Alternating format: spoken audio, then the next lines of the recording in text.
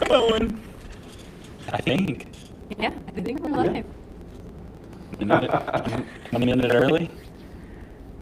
So for those of you joining us early, hi.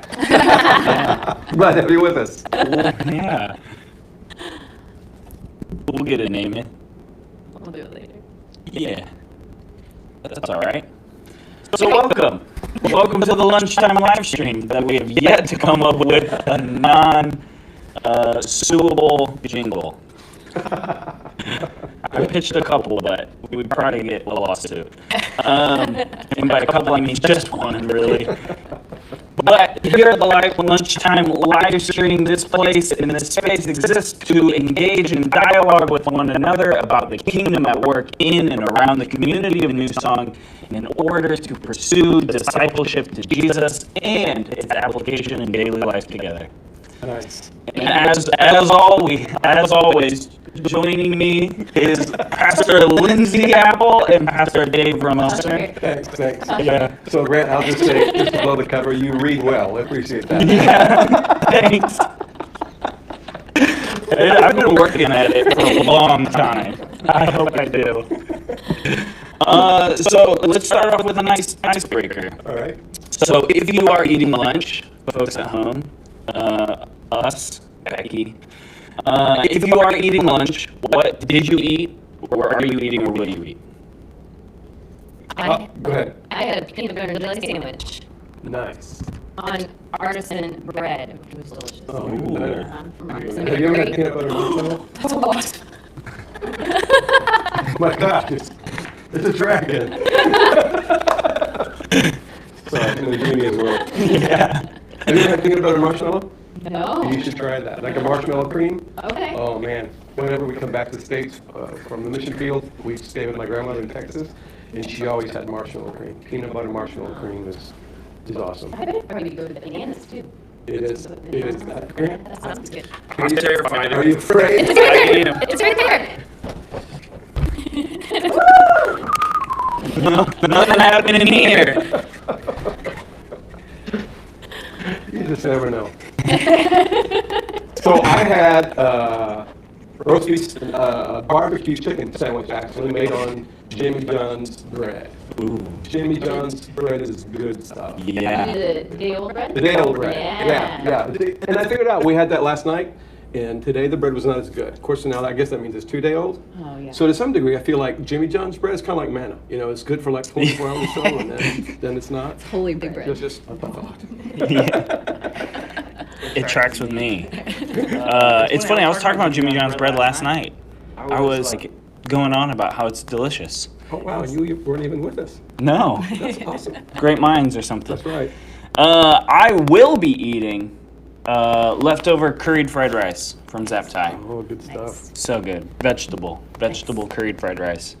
And I'm very excited you about it. Lost you a vegetable? Vegetables. The little Not corns that are totally, in it are but weird. chicken for sure. Vegetables, it depends. Yeah.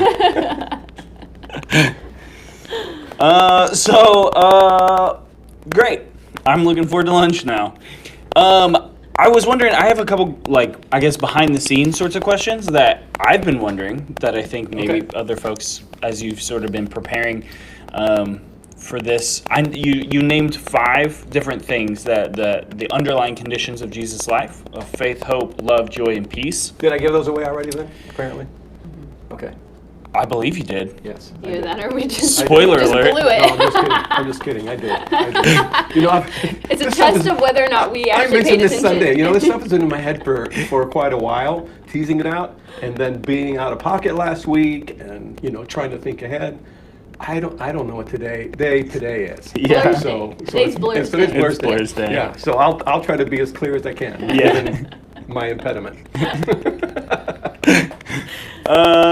So I'm wondering, how did you arrive at those 5 in particular, and not just like the full list of the fruit of the spirit or something else biblical? Yeah. So the answer will surprise you. It actually come from Dallas Willard.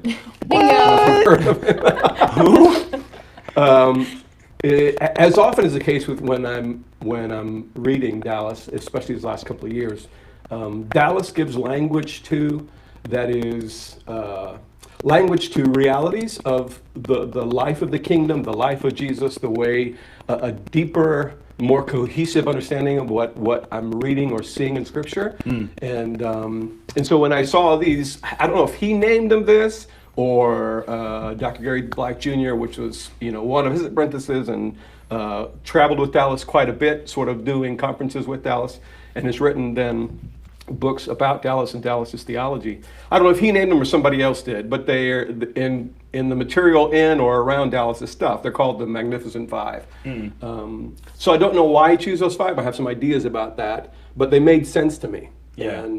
And so for me, the work was then in the series is trying to work through that, why these and how that makes sense. And so I have thoughts about that, but the idea of why those five came from Dallas, and so I take that at face value and then trying to wrestle with that same question myself.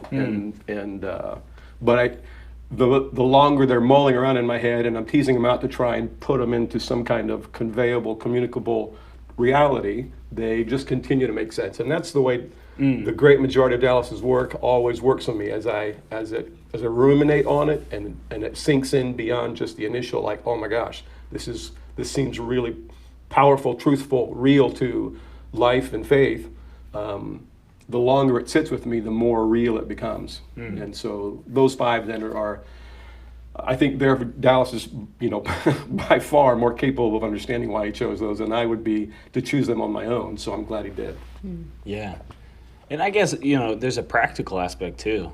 Like you gotta stop somewhere. Right? Otherwise, you just have this long list, and the series lasts 3.5 years, and yeah. So I'm grateful that there's 5. Yeah. Makes it palatable. Yeah. Really focus on it. It's easier to remember. So why did you, like this last weekend, you talked about faith and hope. Why did you start with those two in particular? Well, you were there for 2/3 of it, apparently. I talked about faith, hope, and love. 1 Corinthians 13. I feel like love was kind of a segue, though. It was kind of a bridge, little bit. Yeah, and it's okay for you to feel that way. I started with 1 Corinthians 13 because it addresses 3 of the 5, and because of that, because love is common to both, and I think there's some reason for that, even though I wouldn't say that I have the full understanding of why. I'm also then just trying to pull together the pieces in that sense, and so for me it made sense to start with Paul's address of what love is, 1 Corinthians 13, and is all about what love is. And yet it's his springboard when he gets to fruit of the Spirit in Galatians, is the fruit of the Spirit is love, joy, peace, patience, kindness. And so they're obviously in both, and I think he's conveying overlapping ideas and that have a commonality, but also some different lenses on that. And so that's why I started with those. There wasn't, from my perspective, not necessary to start in a specific place because of the difficult to describe or nail down interrelationship between these 5. So it was just a matter of choice of saying, because love, I think, is the fundamental thing, and I talked about faith and hope springing from love. And so, again, love is this foundational element, which is, as I often say around here, which is why Jesus, the primary commands, the great command, love God with all your heart, soul, mind, strength, love your neighbor, hinges around this idea of love. So if God is love, then love is always kind of the foundational piece. So I thought, well, I'll start with that, and then he attaches faith and hope. So I want to, give some concrete understanding of what we're talking about when we talk about those, so as just kind of laying a path for trying to understand what each of these are, so that then we can begin to potentially understand some of the nuances of the way they interact. Yeah, no, I appreciate it, because faith, hope, faith in particular, I feel like is often a really nebulous term. Yeah. Like it's sort of like faith, what is that? What do we mean? So I appreciate the definitions of it. And we'll get to that in just a second, but it makes me wonder, because even in the definition you gave of hope, or of faith rather, you use the word hope. So does one happen first? Does one come from the other between faith and hope? I don't think so. I think there are ways in which, depending on what I'm wrestling with, one naturally comes first, depending on again, where I'm engaging these things, where those lie for me. So if I'm thinking about faith relative to, for example, my own journey of faith as a Christ follower, then I would say ultimately the idea that I am loved has to, the recognition, the awareness, the awakening to the idea that I am loved by God first, then enables me to have the faith that acts based on, what does that mean? It means there's a certain goodness of God that I hope is true. So it's the anticipated hope is that if he loves me for who I am, that's good, and I want to live from that experience. And so faith then becomes the action to pursue that. It's the action, the readiness to act based on the hope and the goodness anticipated in hope. So in that sense, love happens first, again, in the sense that if I'm aware of God's love. Yeah. And yet, but I can also see it being the other way, that if I'm living from a condition of hopelessness, what's underneath my view and reality of life, that it drives my own desire for how do I find a better story, and it's primarily hopelessness, then what I want first is hope.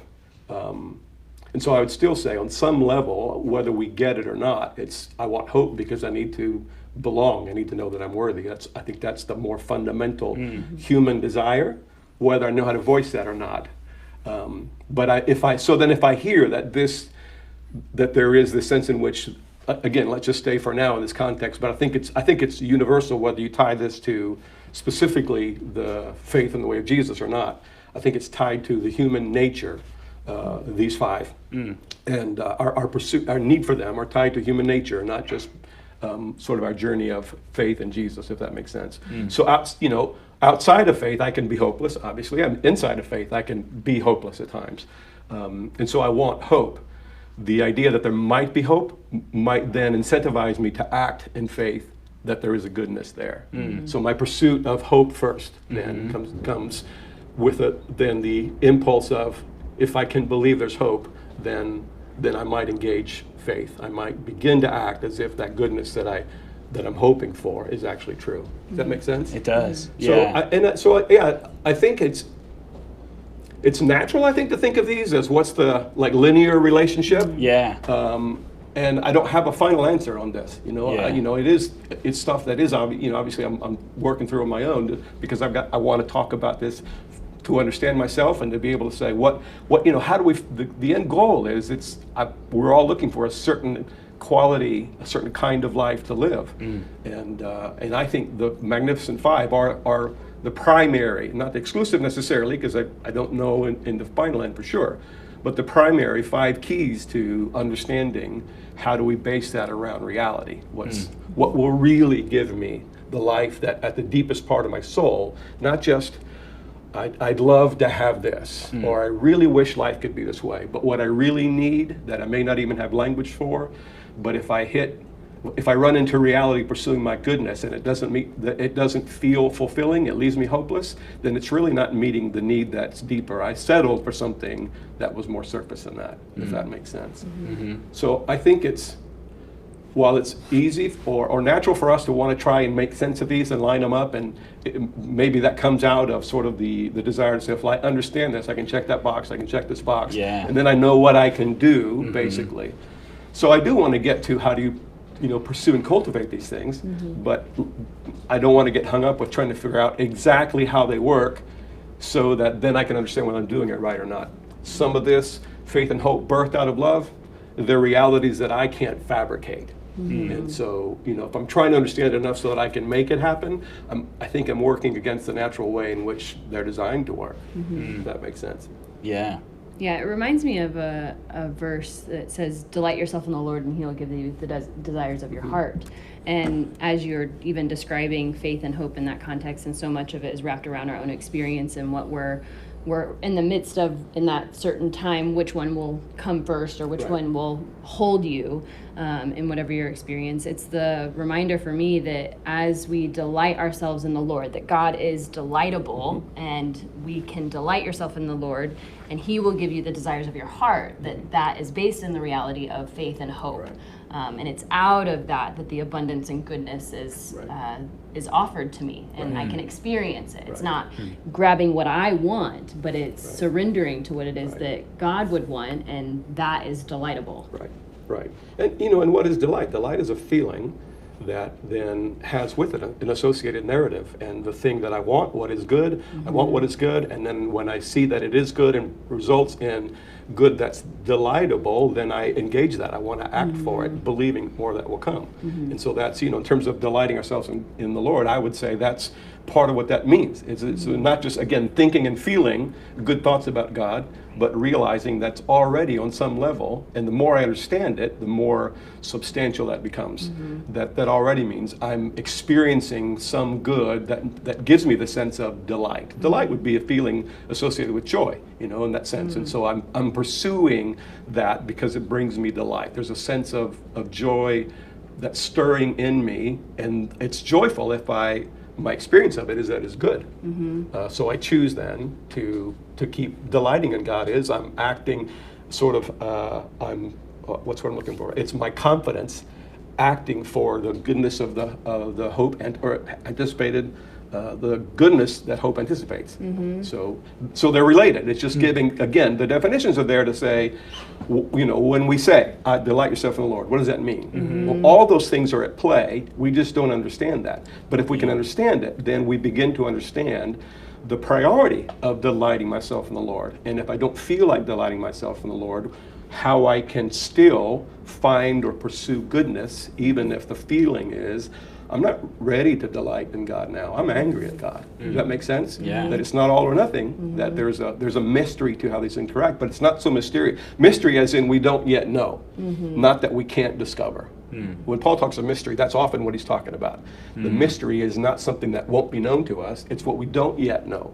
And so I think that's why this is, in part, why this series I think is so critical for our own journey of faith to wrestle with, to try and give some concreteness to language we've had, but misperceptions about, love we've talked about for a while, but I would say, in the broad sense of humanity, there's a real misunderstanding of what love is. But certainly, faith, hope, love, joy, and peace would be more surface sort of feelings or experiences to most. And I think it's just critical that we get what's underneath that. Yeah. I'll let you keep going. I'll rattle on. No, it's good. I appreciate it. Thank you. Then there's that sort of knowing, I think, it's very like experiential. Like it's not, in the way you said it on Sunday, which I really loved, was like the difference between cultivating and comprehending, which I thought was great. And I want to come back to that idea because I think that's so good. But you also talked about, and you were even there, we're getting at it, but you defined faith as confidence that's ready to act as if the goodness anticipated in hope is real and reliable. And I know that confidence to act, the acting part, it is more intimidating than just comprehending or just thinking about. So faith as thinking is maybe less intimidating in some ways than the sort of action that faith implies. So it seems like it could, we could use the term a leap of faith, I guess. So why is action so central to faith? And how can somebody who's watching or sitting in this chair right here sort of like boldly take that leap, so to speak, to make faith actionable? How's a way to do that? The short answer is this, because you can't experience the goodness you hope for unless you act for it. So let's pull faith out of the realm of belief and religion. And talk about then faith, goodness, hope in light of something really simple and mundane. You're sitting in a chair, and to sit in that chair, you engaged will, thoughts, ideas, feelings. You engage faith, hope, in the sense of you want to sit, you will, or you choosing to sit. Yes, so you God. look at the chair and you say, you're used to it now, so you don't give any thought. But what's happening automatically, because we're creatures designed to habituate, to have experiences and then repeat those if they work right for us, put it one way. Yeah. But so ultimately, if you can think of, being an adult who's never sat in a chair, your response would be a bit different. You would say, would that chair hold me up? And so if you can have the faith that it will, but it's not genuinely faith in the sense, in the deepest sense of what biblically we're being invited into. It's, is it faith if I actually don't put it to the test? Or is it more hope? I hope that chair will hold me up.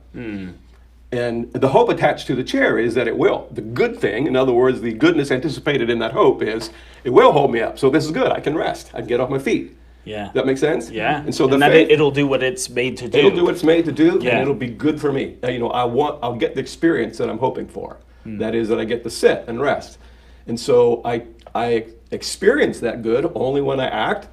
And it is, to some degree risky, and so I try to assess that risk, but I can't attain the good unless I'm willing to act on it. So faith is the confidence that this chair will hold me up, and the readiness to act based on the goodness anticipated in hope. I hope that it does, but I won't know if it does. I won't experience the goodness unless I actually act.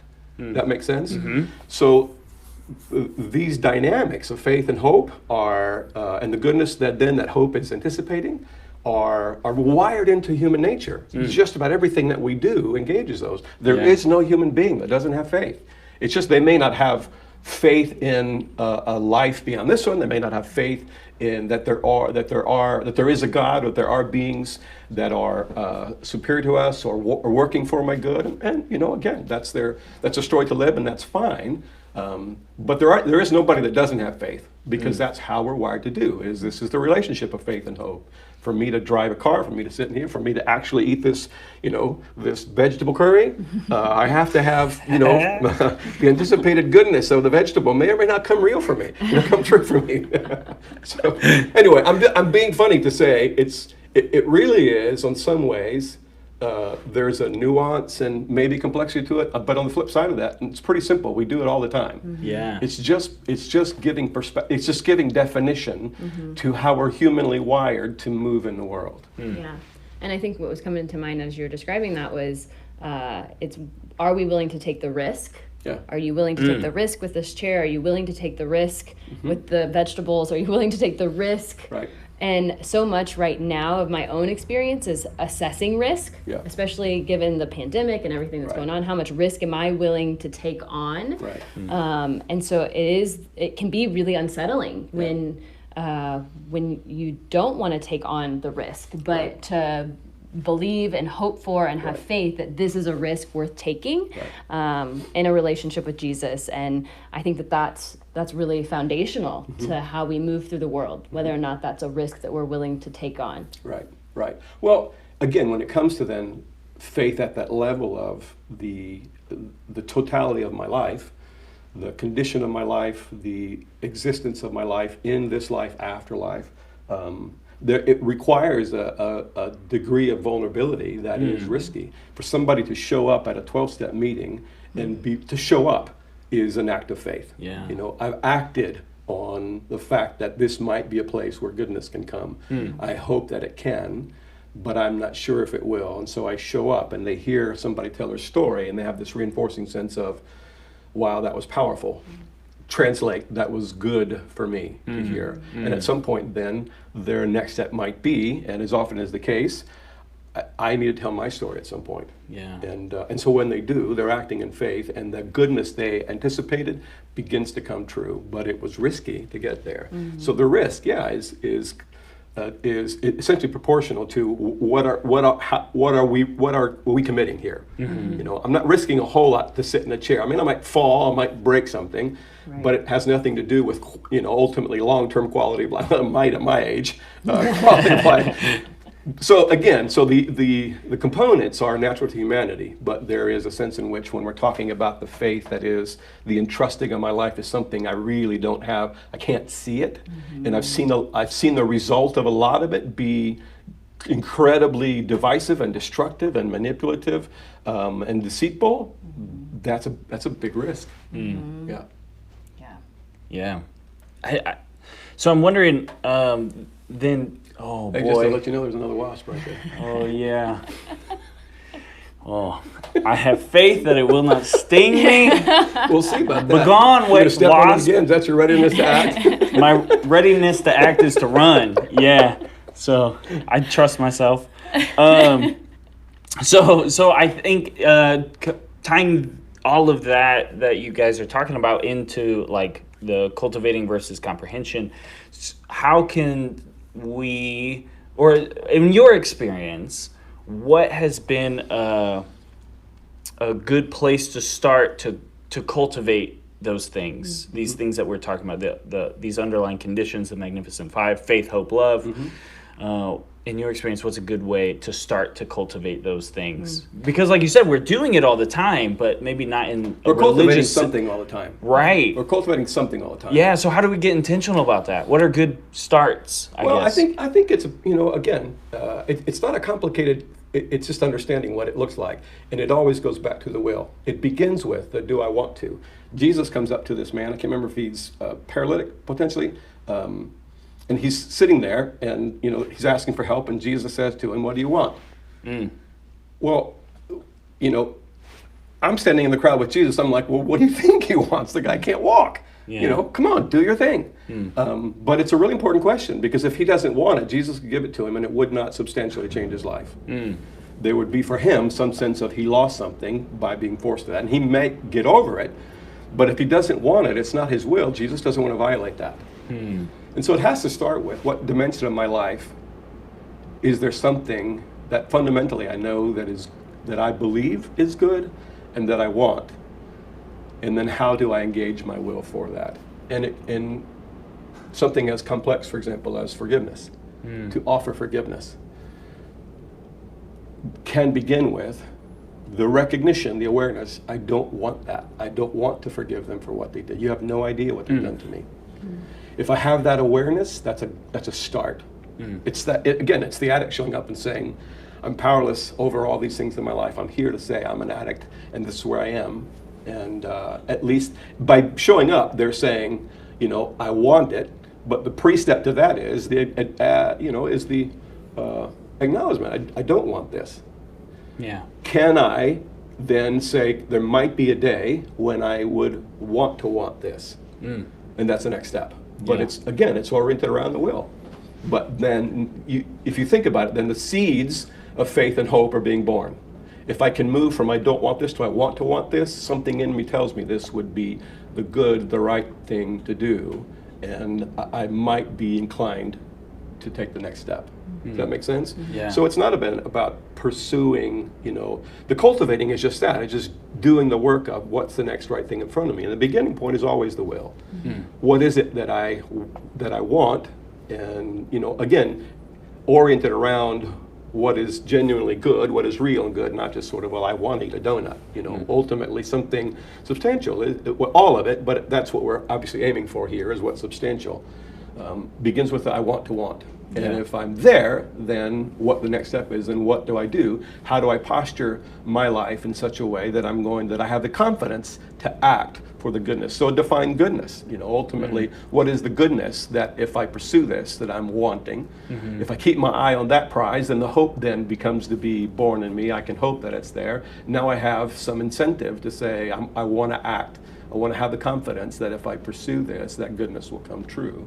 And but it's always the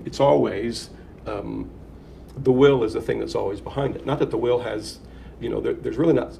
I'm getting off topic. There's really not such thing as like strong willpower. The will is pretty easy to change. I can will all day long and stay on a diet, but I can fall off in a heartbeat. It really is the engagement of, the reason for faith and hope being born out of love is that's the source of sort of giving me the pull to what I want to do, already do, and they're there as the affirmation that the goodness, if I'm pursuing the goodness of the kingdom in any facet of my life, let me say that is real, that the goodness underneath this thing is real, then the natural byproduct is every step I take towards it automatically begins to give me the experience of that, and that then becomes the magnet, the grace of God, if you would, God doing for me what I can't do for myself, to keep drawing me, to have the courage to take the next step.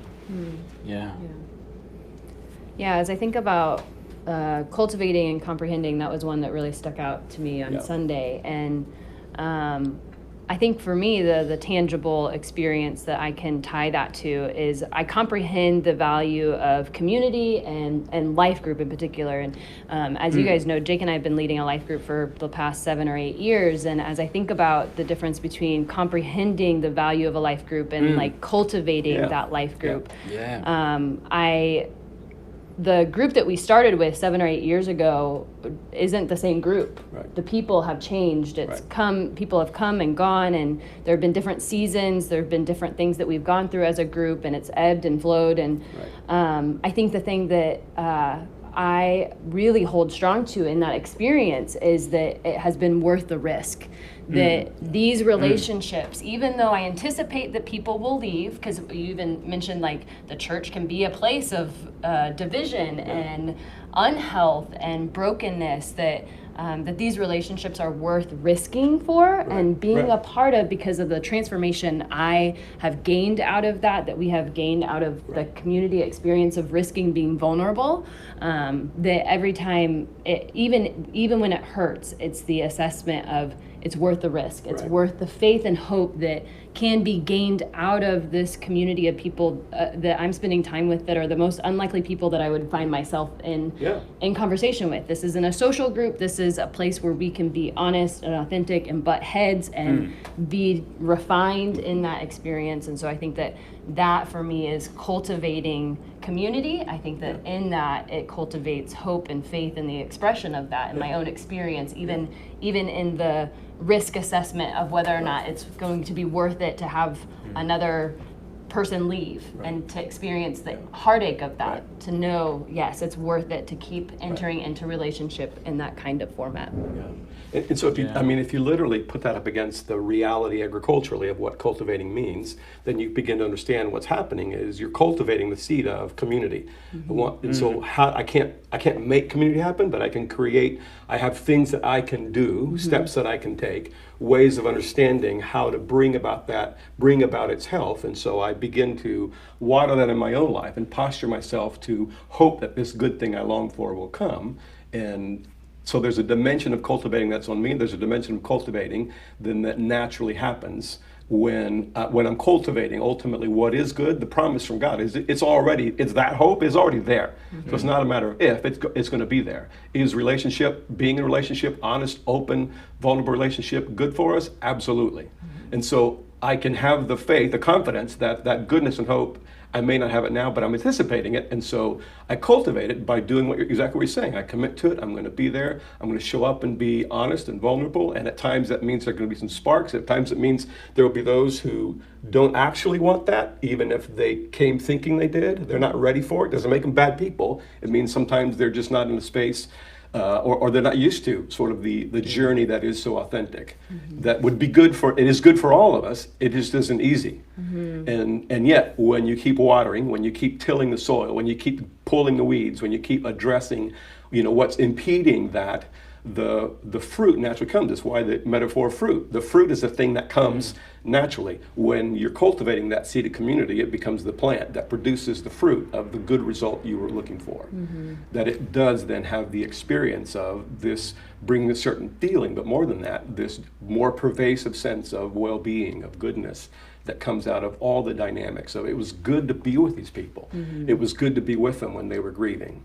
It was good to be able to bring a meal. It was good to just sit. It was good to go to a movie together and laugh and just know this is an enjoyable process. And so, and that's why I think the metaphor in Scripture of cultivating is so powerful. In the simplicity of how we know cultivating works, it begins to be easy to see, then that there really is something I can pursue. There's so much I can do, but I can't do the other. It's why Jesus says, but a good tree can't bear bad fruit. If we're seeking to cultivate a good tree and doing all that I know how to do to bring my will to it, trusting that the grace of God, the Spirit at work in me and through me, will provide what I need, and the fruit then will automatically be good if my heart posture faith is oriented around dying to self. In other words, I don't want what I want for my sake. I want the good of everything here. To love my neighbors, I want the good for them. To love this group is I want the good for them as much as I want it for myself.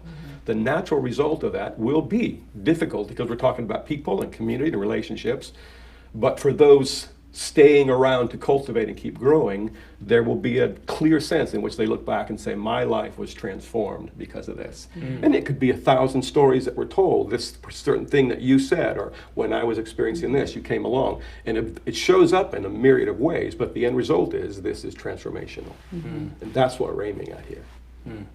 Not just the transformation of character. It's because the transformation of our character leads to a certain kind of life. And so the language of fruit, love, joy, and peace, fruit of the Spirit, is there for a reason. Because when I'm cultivating fruit, I can't manufacture fruit. I can plant a seed, and I can do the work on my end to see that it has all the environment it's in has all that I can possibly provide to make it, to have it birth healthily. And then I keep tending it to make sure that what might keep it from health, I'm doing my part to remove or to work at. Yeah. That's so good. Thank you both. You bet. Yeah. And thank you to you all. Are there any Yes. questions or? Perfect. Good deal. Thanks for joining us. Yeah, for sure. Yeah. Appreciate that. I'm glad to be back too. Missed you guys last week. Yeah. Yeah. Welcome back from Maryland. Thank you. So thanks for being here with us. We'll catch you same time, same place. You got an next exit week. jingle for us? Not one that I feel comfortable doing. Just in case McDonald's is watching. Alrighty. In Jake's words, peanut butter and jelly. Peanut butter and jelly.